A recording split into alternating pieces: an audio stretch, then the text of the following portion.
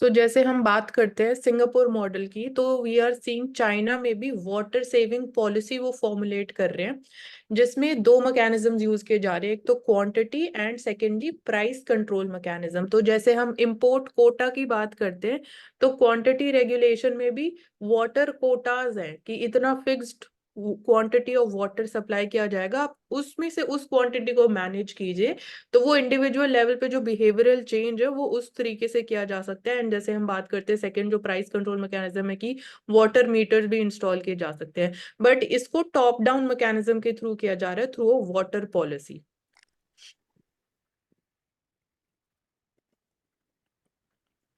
तो China model. ठीक है। When we talk about the flora diversity, evolution is an ongoing process with certain unpredictability aspect. तो when we talk about diversity, तो इसमें alpha diversity, beta diversity, gamma diversity. Alpha diversity is between the ecosystem within और within the species. जब diversity होता है फिर ecosystem के अंदर में होता है बीटा, और बिटवीन द इकोसिस्टम गामा होता है, तो इंक्रीज करता है diversity. What does the diversity tells us? The floral world showcases how the evolution is going on. और प्रिडिक्ट नहीं कर सकते, रैंडमनेस ज़्यादा होता है इसमें. So if a bird becomes a primary pollinator of a flowers, the latter will produce a lot of nectar, growing longer and become red, yellow, orange to attract it.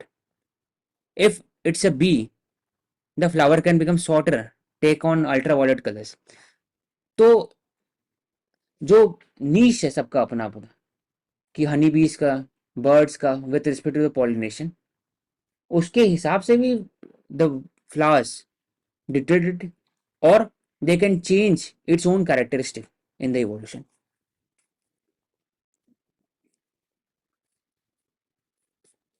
Do flowers involve physics? Laws of physics. Plants control flower shape by regulating where the cells are growing, where they are not. Hmm.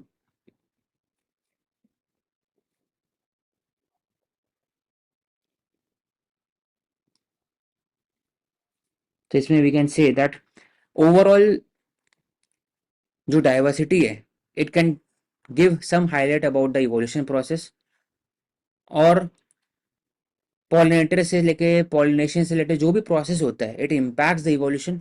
हर एक evolution के अंदर में जो changes होता है with respect to colour, उनका characteristic, वो depend करता है कि पॉलिनेटर कौन है, पॉलिनेशन कैसे हो रहा है, विंड के थ्रू हो रहा है या वेक्टर के थ्रू हो रहा है, etcetera.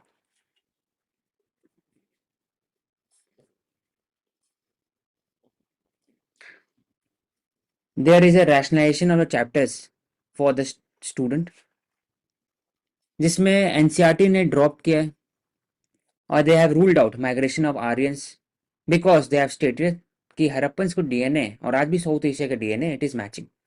It has dropped the reference to Babri demolition and added special emphasis to Ram Temple movement. It also reconstructed 3D features of the Harappan people using computer graphics.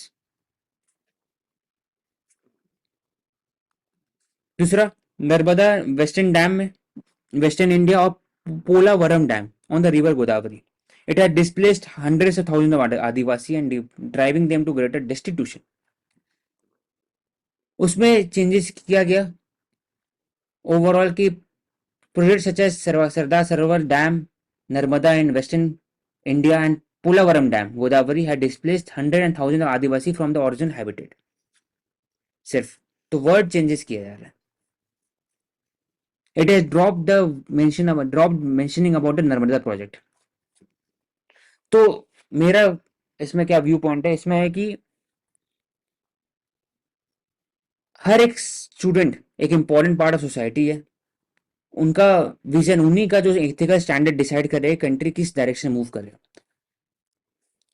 सिर्फ drop करने से, हटाने से, chapter हटाने से वो reality खत्म नहीं हुई. इसलिए जब रियलिटी जब है ही बाबरी डिमोलिशन हुआ ही, नर्मदा डैम के कारण दे वर डिस्प्लेसमेंट ऑफ द ट्राइबल्स, जहां पर फैक्ट है वो मेंशन होना चाहिए और उसके ऊपर क्रिटिकल एनालिसिस किया जाना चाहिए, critical thinking rather than dropping the subject. Mansi. ठीक है, we can move forward, Ashik. Climate clean tech among the main drivers of Australia India enhanced ties। India Australia के बीच में एक्टा साइन हुआ। और क्या सिमिलैरिटीज है? तो फर्स्ट ऑफ ऑल क्वाड का मेंबरशिप है, इंडो पैसिफिक डॉक्ट्रिन सेम है, क्लीन एनर्जी एंड क्लाइमेट की बात करते हैं उन लोग, कोल में भी इंडिया सपोर्ट करता है just transition because Adani coal field, Adani invest in coal field in Australia, Western Australia. उसके बाद India imports uranium from Australia, coke from Australia and also lithium reserve, KABIL का रोल होता है इसमें। फर्दर सीपा की बात अभी कर ही रहे and is under negotiation, comprehensive economic partnership is under negotiation. Problem कहाँ कहाँ पर है? With regarding to IPR, with regarding to the AUKUS agreement. India नहीं चाहते कि ऑस्ट्रेलिया के पास न्यूक्लियर आए क्योंकि वो एनपीटी के जो रूल्स है उसको वायलेट करेंगे। तीसरा कि उनका जो स्टैंड, ऑस्ट्रेलिया का स्टैंड नॉर्दर्न ग्लोबल नॉर्थ के हिसाब से चलता है regarding WTO settlement, regarding visa policy to student, regarding diaspora और उनसे उनका जो इशू होते हैं ऑस्ट्रेलिया। तो वी कैन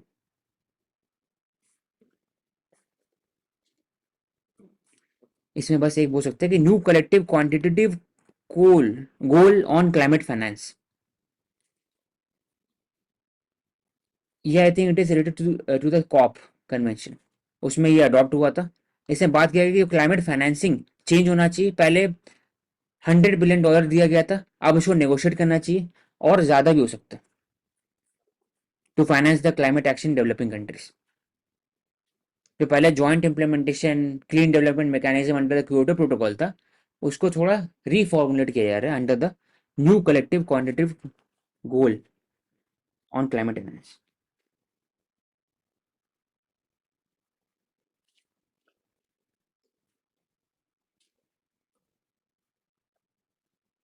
COP 29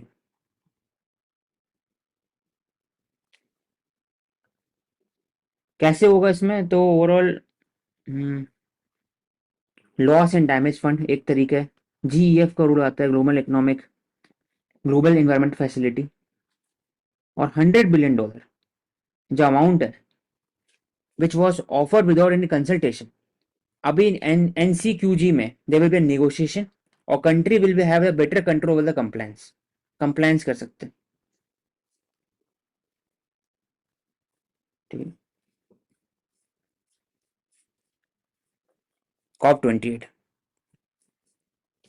तो इसका मतलब loss and damage fund in COP 27, COP 28 में new collective quantitative goal on climate finance.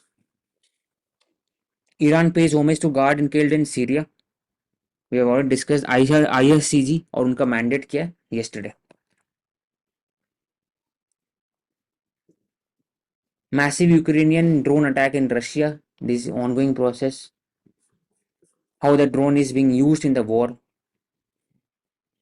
Stop selling or shipping arms to Israel, UNHRC have told the nation। UNHRC से related बात किया जाए तो 47 member होते हैं, यूनाइटेड नेशन बॉडी है that, उनका जो मैंडेट है to promote human rights around the world. तो अलग अलग जगह के अफ्रीकन के 13 मेंबर, एशिया के 13, ईस्टर्न यूरोप के 6, ऐसे करके अलग अलग जगह के मेंबर अलॉट किए जाते हैं। It talks about the freedom of association, freedom of expression, belief, LGBT, racial and ethnic minorities. It derives it power from जो यूएनएचडीआर 1948 में स्टैब्लिश हुआ था। तो इसमें इंडिया मेंबर है अभी? नहीं, इंडिया मेंबर नहीं है। तो मेंबर बनते हैं और हटते भी हैं क्योंकि सब मेंबर नहीं हो सकते, 47 कंट्री से हो सकता है।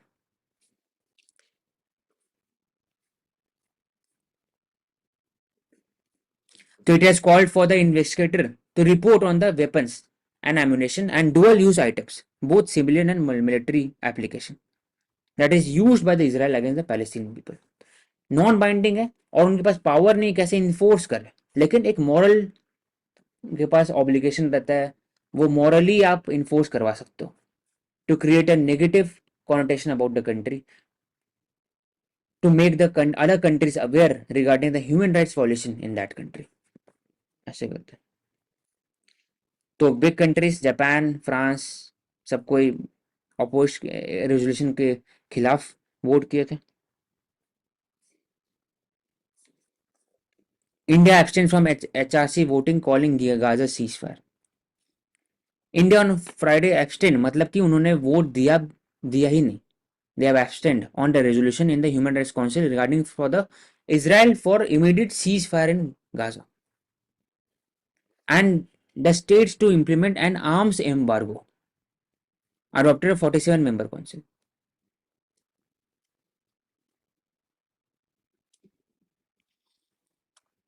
So India has joined France and Japan among the 13 countries that have abstained. Whereas other countries, Bangladesh, China, Maldives have supported the arms embargo and immediate call for immediate ceasefire in Gaza. US, Germany voting के खिलाफ गए, resolution के खिलाफ गए. ऐसा क्यों हुआ? Ministry of external affair did not issue any explanation कि क्यों ऐसा उन्होंने किया है. लेकिन जहां तक मुझे लगता है यहां पर लिखा हुआ है कि to implement the arms embargo. तो UNHRC इन्फोर्स कर रहे हैं अपने जो ग्लोबल प्लेटफॉर्म वो है मल्टीलैटरल इंस्टीट्यूशन है, they are enforcing the decision on the and can be question कि they are violating the sovereignty of the country. क्योंकि arms embargo it is very needed during the war, और जरूरी नहीं कि Israel के खिलाफ हुआ तो इंडिया के खिलाफ हो सकता है बाद में भी, जहां तक आई कैन डिराइव.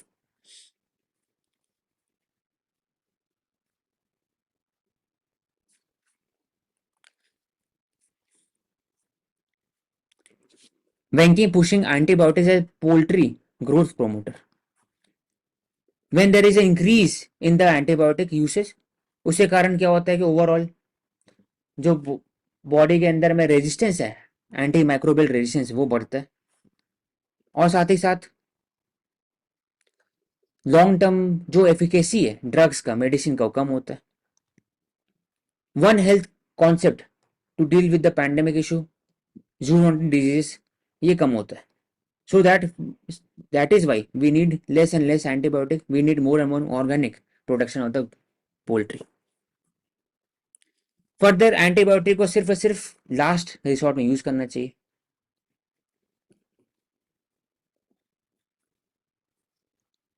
तो unmonitored use of medicine in an antibiotic for the non-therapeutic purposes is recipe for disaster.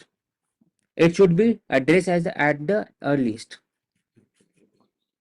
Food pathogen including Salmonella, Escherichia coli, and Campylobacter, which can be spread via contaminated meat and other food product. It can cause a huge damage to the whole food processing industry.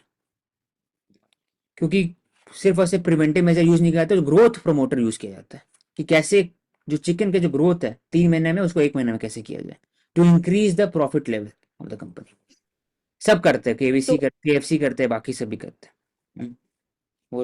जो सबसे ज्यादा prominently used antibiotic poultry industry में that is colistin. So for this Ministry of Health and Family Welfare उन्होंने issue किया है order prohibiting its manufacture, sale and distribution, और जितने भी इसके डिफरेंट टाइप्स ऑफ फॉर्मुलेशन है. इसको एक्वा फार्मिंग में भी मिसयूज किया जाता है, एनिमल फीड में भी एज सप्लीमेंट्स यूज किया जाता है.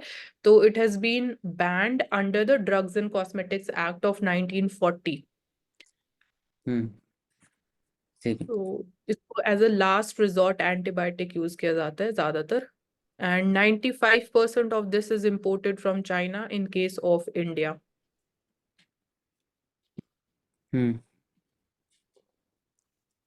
नेक्स्ट, ठीक है. State stage for Maratha Kota.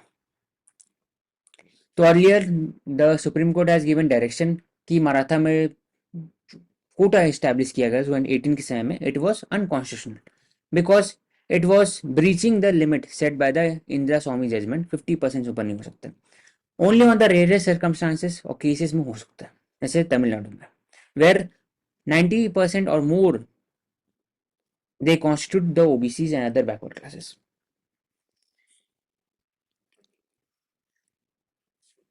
Underlining the inadequate representation of the Marathas in public service. और तो कमीशन बैठा by the retired justice Sunil B Shukre. उन्होंने बात किया कि girl child marriage rate is increasing, 43% of Maratha women are involved in manual labor, और मराठास का जो रिप्रेजेंटेशन है वो 14% पहले था, घट के 9% हो गया। That is why there is need for the Maratha reservation. 10% मिलना चाहिए अंडर द SC/BC कैटेगरी।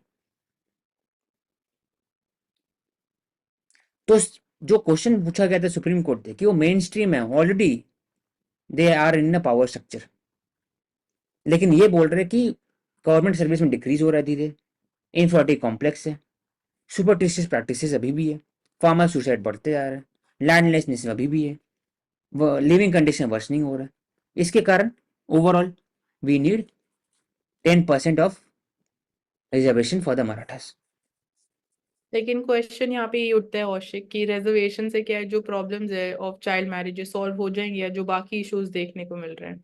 तो लोगों को लगता है कि रिजर्वेशन डिमांड करते हैं, रिजर्वेशन मिल जाएगा तो हमारे लिए रिलीफ होगा या सिचुएशन और बेटर हो जाएगी। ऐसा लेकिन पर जो एटीट्यूडल शिफ्ट है, मतलब चाइल्ड मैरिजेस भी अगर ज्यादा अलार्मिंग इंक्रीज देखी गई, जो कमीशन भी शुक्रे कमीशन, तो उन्होंने नोट किया कि there is been alarming increase in child marriage cases. So ये रिजर्वेशन मिलने से चाइल्ड मैरिजेस कैसे कम हो जाएंगी? तो इसलिए I disagree with the viewpoint कि चाइल्ड मैरिज तभी कम हो सकता है जब where there is a societal change rather than reservation. Reservation एक बस एक इकोनॉमिक क्राइटेरिया हो सकता है और सोशली भी हो सकता है, लेकिन उससे डायरेक्ट कनेक्शन नहीं है। ऐसा बोला हाँ, जाए चाइल्ड तो इसका मतलब जो जनरल कास्ट में चाइल्ड मैरिज है वो मतलब वो कनेक्ट नहीं कर सकते डायरेक्टली। लेकिन क्या है ना हम्म कि आई थिंक पॉलिटिकल मोटिव इसमें क्या है कि जो सुप्रीम कोर्ट ने बोला ना कि आप कैसे करेंगे, मेन स्ट्रीम तो ऑलरेडी है, तो वो दिखा रहे कि मेन स्ट्रीम कैसे नहीं है, कुछ कुछ निकाल के डेटा, इसके कारण नहीं, इसके कारण हाँ। नहीं, इसके कारण नहीं है। तो बस misuse of varsities for political purposes, Bengal governor orders judicial proof. University campuses में वहाँ पर इलेक्शनरिंग होता है, पॉलिटिकल पर्पस से होता है। फॉर एग्जांपल जादवपुर यूनिवर्सिटी और भी यूनिवर्सिटी है, उससे क्या होता है कि ओवरऑल जो स्टूडेंट का जो मैंडेट होता है कि वो पढ़े जा करके, वो एक अच्छे इन्वायरमेंट में पढ़े और फिर एक GDP को कंट्रीब्यूट कर सके, क्रिटिकल थिंकिंग डेवलप कर सकते हैं। वो ऐसा नहीं होता है। सिर्फ पॉलिटिक्स से बात करने से ओवरऑल कैपेसिटी बिल्डिंग नहीं हो पाएगा।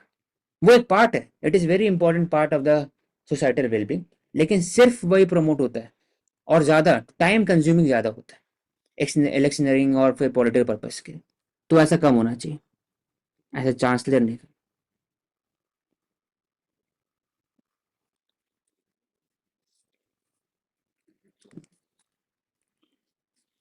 चंडीगढ़ मेयर पोस्ट में वी वर डिस्कसिंग कि वहां पर करप्शन हुआ था और वो वोटिंग पैटर्न भी चेंज कर रहे थे और it was mandate and accountability of the returning officer कि वो free and fair election conduct करें, लेकिन ऐसा नहीं हुआ। तो they have the returning office जो है he have tender unconditional apology to the apex court, here Supreme Court का माध्यम।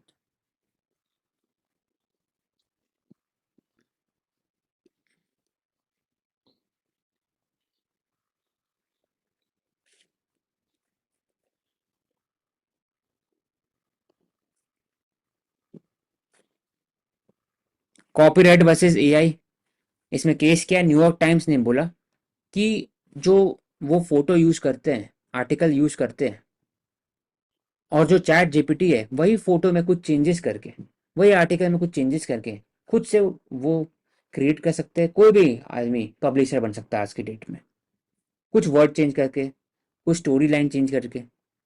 तो it will amount to copyright issue और नॉट, ये केस है। सब कोई बात कर रहा है, novelists, newspaper writers who have sued the various company using artificial intelligence, कि वो वर्क को यूज करते हैं और कुछ चेंजेस करके खुद से बना सकते हैं.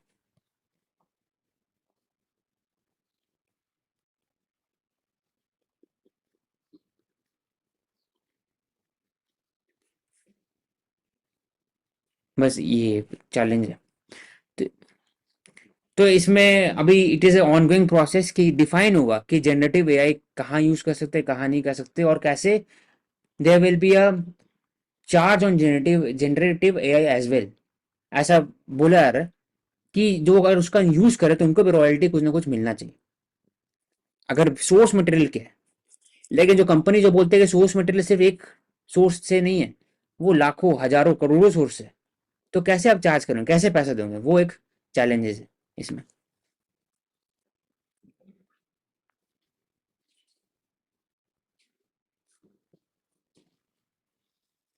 Parliament passed a mirror to changing dynamics.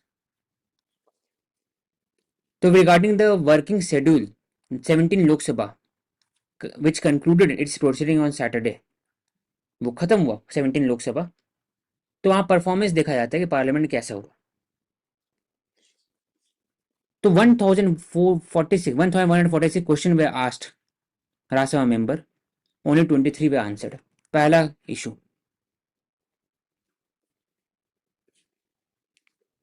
पहले तो ज्यादा होता था, 5000 क्वेश्चन वे आस्क्ड लोकसभा, 1700 से हुआ लोकसभा में. अभी 15th वाले में 5000 हुआ था, अभी 1700 सिर्फ हुआ. दिस ओकेसेस कि क्वेश्चन नहीं पूछ रहे. क्वेश्चन नहीं पूछने से अकाउंटेबिलिटी जनरेट नहीं होता ऑन द गवर्नमेंट.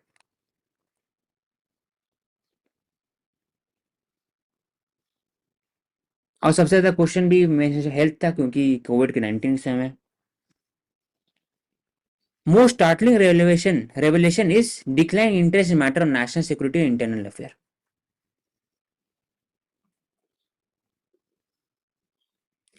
पहले सेकंड में आते थे सबसे ज्यादा क्वेश्चन पूछने में. अभी नियर ऑब्सक्यूरिटी, बहुत कम क्वेश्चन पूछा जाता है. दूसरा, इकोनॉमिकली क्वेश्चन ज्यादा पूछा जा रहा है आजकल.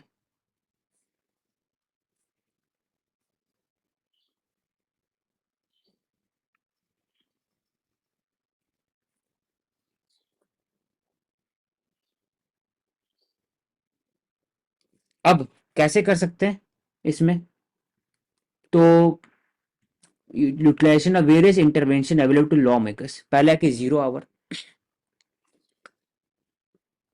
क्वेश्चन आवर पहले होता है, उसके फिर 0 आवर आता है 12 बजे, 0 आवर बिफोर द दोपहर में जब सेशन स्टार्ट होता है, उसके पहले लंच के पहले 0 आवर आप क्वेश्चन हाईलाइट कर सकते हैं. इंपॉर्टेंट क्वेश्चन जो आप पब्लिक मैटर से रिलेटेड हो, पब्लिक इंटरेस्ट पर हो, और पूछ सकते हो. Calling attention from the government, short notice question. पहले से आप स्टार्ट क्वेश्चन में पहले से आप बता दोगे 14 दिन पहले कि ये मैं क्वेश्चन पूछूंगा.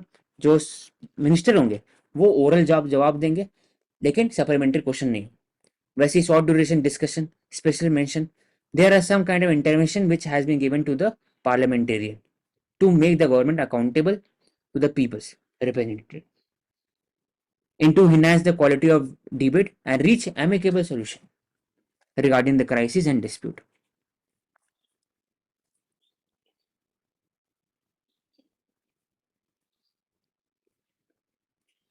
तो यही ओवरऑल. तो अगर बोला जाए short notice question, half an hour discussion, calling attention, it has decrease to less than 50. We can collectively say, अगर एक ही डेटा यूज करना है. पहले 500 से ऊपर था, अभी सब 50 से नीचे हो.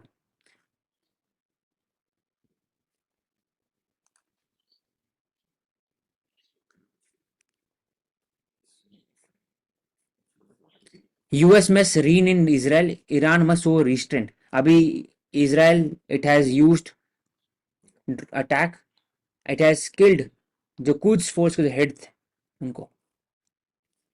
Mohammad Reza Zahedi, top commander of the Quds force in Syria. तो उसी कारण आईआरसीजी और इजरायली मोसाद और बाकी इंटेलिजेंस एजेंसी के बीच में देयर इज अ क्लैश, और diplomatic issue is going on, and even there is a rivalry in that region. तो इसमें बोला जाता है कि ईरान शुड शो रिस्ट्रेंट, क्योंकि There will be increase in the wider conflict where more and more countries will be involved in future. और US जो support करते हैं इसराइल को उसको भी रिस्ट्रेन करे, उसको भी कंट्रोल करे यूएस को, इसराइल को. Open war between Israel and Iran which it could drag US. It would be a security disaster for whole world, including India. इसलिए US should restrain Israel and Iran also should showcase some kind of restraint. दोनों को होना चाहिए.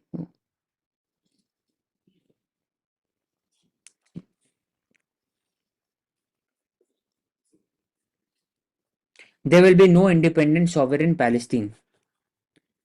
ऐसा क्यों है? क्योंकि Palestinian people के अंदर में भी there are different scope of variation regarding how the Palestinian want to be governed. What are the criteria of the government? Hamas चाहते हैं डिक्टेटरशिप होना चाहिए. जो पैलेस्टीन लिबरेशन ऑर्गेनाइजेशन जो गाजा नहीं वेस्ट बैंक में they are more inclusive than Hamas residing in Gaza. दोनों के बीच में क्लैश चलते रहता है. और ऐसा क्लैश हुआ था एक बार जब हमास ने पहली बार जब जीता 2005 में, तो they have killed all the opposition leader in Gaza that were talking about कि we should negotiate with Israel on the two-state solution. उनको सब मार दिया. और हमास ने एकदम radical stand लिया. उन्होंने बोला कि we should eliminate Israel from that region. From river to the sea, Palestine will be free. ऐसा स्लोगन है ओवरऑल. इंतिफादा इसको बोलते हैं.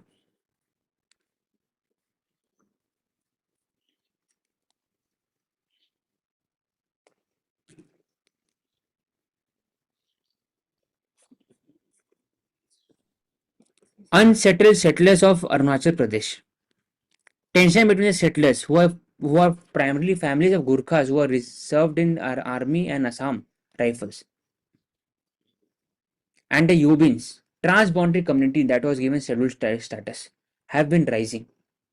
मतलब जो यहाँ से लोग सेटल हो रहे हैं आर्मी में गुरखास और जो योबिन है उनके बीच में देयर अ क्लैश.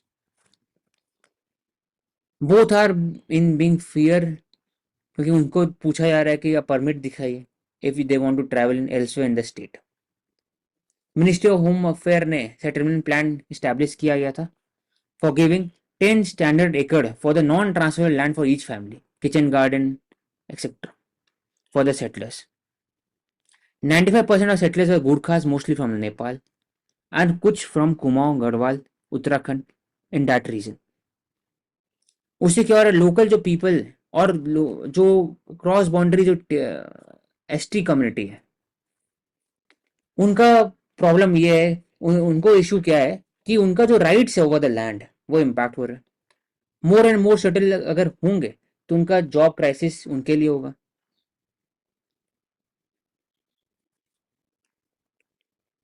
वही बात कर.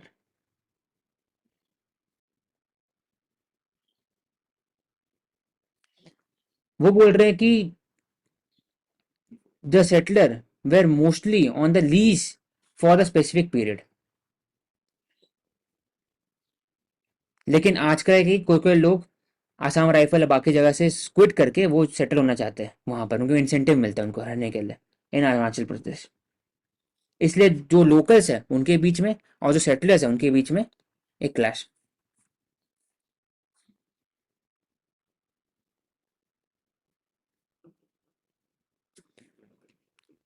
सेटलर क्वेश्चन क्या है कि वो बोल रहे हैं कि ex serviceman they are being denied of land document.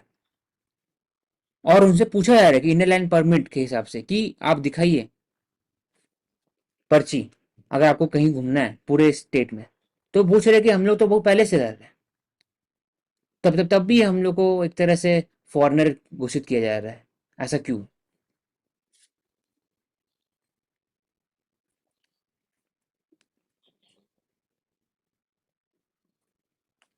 Going by the law, as per 2011 census, Chakmas Hajong, who were displaced by the Kaptai Dam, East Pakistan 1960, constitute 29% of district population. एक region का बात है। Yobin concentrated in the Vijaynagar region है, 5000 के आसपास है।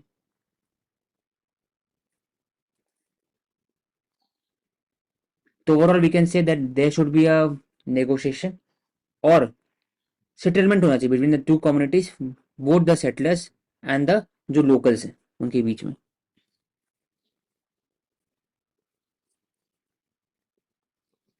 वो बोल रहे we are not against the Gurkhas and ex serviceman, but अगर उनको रूरल पोर ही कंटेस्ट कराना है 73rd अमेंडमेंट एक्ट में, तो उनका राइट्स का क्या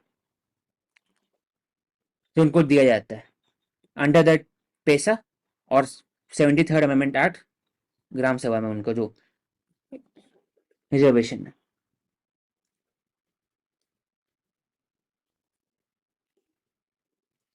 तो एक सोल्यूशन क्या है, दोनों बीच में नेगोशिएशन होना चाहिए, रिजर्वेशन होना चाहिए अलग अलग एरियाज में। दूसरा, अगर आप more and more economic opportunity create करोगे तो जो क्लासेस होगा वो ओवर द रिसोर्सेज वो कम हो सकेगा।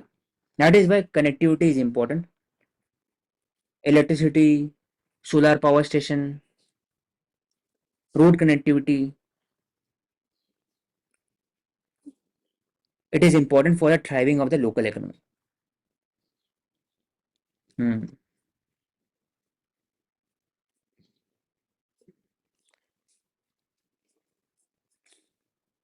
Specific, we have ended. You can conclude, Karun. एक बार बस इससे पहले औशिक मैं ऐड कर देती हूँ, जैसे आज हम मॉनेटरी पॉलिसी की बात कर रहे थे, तो स्टैंडिंग डिपॉजिट फैसिलिटी रेट है, ये हमने अप्रैल 2022 में इंट्रोड्यूस किया and this has replace the reverse repo rate जो कि फ्लोर रेट है, लिक्विडिटी एडजस्टमेंट फैसिलिटी कॉरिडोर जो है, तो ये हमेशा 25 बेसिस पॉइंट्स लेस रहता है टू द रेपो रेट जो इशू किया जाता है by under the Monetary Policy Committee by the RBI. तो स्टैंडिंग डिपॉजिट फैसिलिटी रेट जो है, it is the rate of interest at which RBI accepts uncollateralised deposits on overnight basis. Repo rate के case में it has to be collateralise, मतलब secured होना चाहिए, government securities हो सकते हैं या और कुछ भी एज कोलेटरल एक्ट कर सकता है एज मेंशन्ड बाय आरबीआई। और अकोमोडेटिव स्टैंस की अगर हम बात करते हैं तो इट मीन्स कि RBI is ready to expand the money supply to promote economic growth. Second stance हो सकता है न्यूट्रल स्टांस, जहाँ पे वो रेट कट भी कर सकता है या रेट इंक्रीज भी कर सकता है। थर्ड होता है हॉकिश स्टांस, तो इसमें आरबीआई की जो टॉप प्रायोरिटी रहती है वो हमेशा रहती है कि इन्फ्लेशन कम से कम रहे। तो पोस्ट कोविड-19 आरबीआई का मेजरली स्टांस हॉकिश स्टांस था। तो तीन स्टांसेस होते हैं मॉनेटरी पॉलिसी के। Hmm. ठीक है, now you can Karuna is करना। not here because of some issue with the laptop. So Mansi, you can conclude.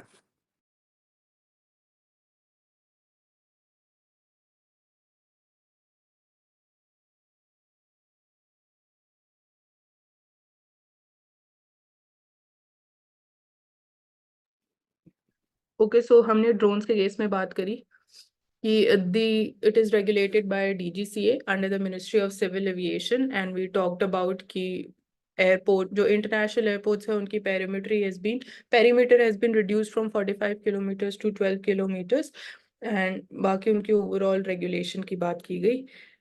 And role of National Test House जो हमने देखा in terms of testing the drones facility. Then role of private sector in terms of providing the world-class digital and agricultural technologies to farmers, which can help in boosting their income and also the productivity, agricultural productivity. So this can help us moving closer towards the doubling of the income of the farmers. Satpura Lake, we talked about, कि it is there in South Delhi. Water conservation के perspective से the structure exists since ancient times and this is built by Muhammad bin Tughlaq. So Tughlaq dynasty से we are having this infrastructure and right now we are seeing कि like untreated water is being seen and the lake is drying up. Then we talked about this drug methamphetamine. In this case हमने इसको compare किया कि कैसे इसको tea bags में, तो T math इसको बोला जा रहा है, टी बैग्स में कैसे इलीगली ट्रेड किया जा रहा है एंड इसको as a second line drug भी यूज किया जाता है for treating like obesity also और other diseases which are related to the nervous system. तो यहाँ पे हमने इंस्टीट्यूशनल स्टेक होल्डर्स की बात करी, NCB, and we talked about Golden Triangle, जिसमें Laos, Thailand, Myanmar is party to it, Golden Triangle and Golden Crescent. तो India as a transit की तरह एग्जिस्ट करता है, which makes India more vulnerable. And apart from this, next we talked about inner and outer worlds of climate change. So here we saw that inner and outer worlds, तो behaviorally और या internally we think about कि अगर हम मतलब ये act करते भी है तो इतना छोटा सा like greenhouse gases या whatever negative impact is there, तो बहुत छोटा impact है। तो that is why जो हमारा behavioral attitude है, that is against जो outer world में we look at the what is the current situation. And then here we also talked about interpreting this in terms of the inner world, जैसे कि developed countries, a few developed countries which do not actually acknowledge and recognize कि there is something like climate change, and outer world में the demands or the interest of global south being hampered। जब हम बात करते हैं even जैसे climate finance की equitable availability नहीं है। देन वेटिंग फॉर समर, इस केस में हमने आरबीआई की monetary policies effectiveness in terms of controlling the supply side inflation को डिबेट किया कि the effectiveness of fiscal policy is more higher or it is more effective compared to the monetary policy. So but right now even the repo rate, it has not been changed by RBI because food inflation still remains a challenge। And in the summer season again, जैसे कि हम oil prices की बात करते हैं या monsoon, poor monsoon जो predictions है, given that the repo rate has not been changed, and right now just I just mentioned about the standing deposit facility rate, it has replaced the reverse repo rate, which determines the floor rate। जो एक range होती है liquidity adjustment facility of RBI में, तो floor rate is decided by the standing deposit facility rate। Then we talked about inclusive society। So we are talking about कि how the specially able people, चाहे sign languages की हम बात करते हैं IPL commentaries में, या फिर हम बात करते हैं in cinema halls, या हम बात करते हैं ease of filing of complaints or FIRs by the specially able people। तो we are working upon in all these domains। ITR के केस में we talked about the difference between TDS and TCS। तो TDS दोनों जो taxes है they are collected या deducted at the source only। तो TDS में we are seeing private sector जो salaries transfer की जाती है वहां पे TDS is collected, and TCS जो है sellers या e-commerce sites they collect TCS as a part of GST। Then green hydrogen mission talked about as promoting as an alternative sustainable fuel, and it is produced through electrolysis, so it would be helping us in meeting our zero emission target by 2070 also to national green hydrogen mission। Apart from this, blue hydrogen, जिसमें we talk about कि carbon capture is the main focus area, and there is absolutely no greenhouse gases or carbon dioxide released in case of green hydrogen, that is why it is green।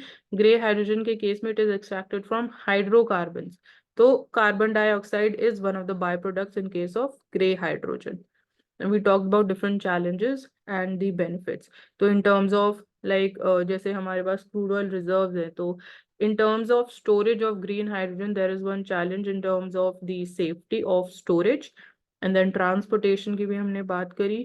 and finance के case में we are seeing viability gap funding in case of, तो ये viability gap funding जो government provide करती है terms of जो gap exist करता है, तो क्या वो वायबल है कि अगर गवर्नमेंट उतना अमाउंट या फाइनेंस प्रोवाइड करती है तो उसके क्या फ्यूचर में मल्टीप्लायर बेनिफिट्स हो सकते हैं, नहीं हो सकते हैं। So that's there। Vaping के केस में we talk about कि e-cigarettes they are completely banned and prohibited, चाहे manufacturing की बात करें, transportation, selling, storage, all of that is banned under the Drugs and Cosmetics Act of 1940।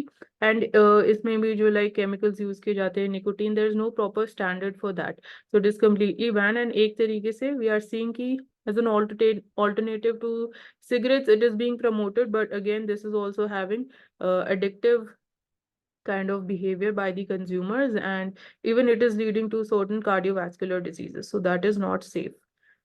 Water conservation talked about Bengaluru and Cape Town, we have talked about as part of solution।